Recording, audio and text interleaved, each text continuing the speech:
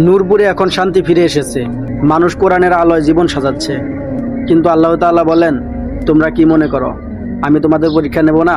সূরা আনকাবুত। একদিন গ্রামের বাজারে এক বড় বিপদ ঘটল। এক ব্যবসায়ী হারিয়ে ফেলল তার স্বর্ণের ব্যাগ। পুরো গ্রাম হইচই করে উঠল।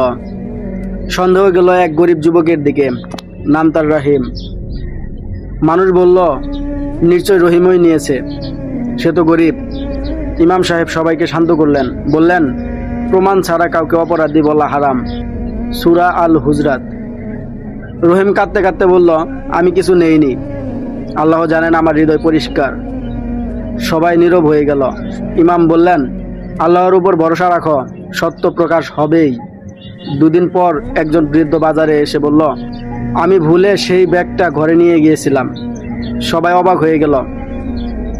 রহিম মাথা নিচু করে কাঁদতে লাগলো।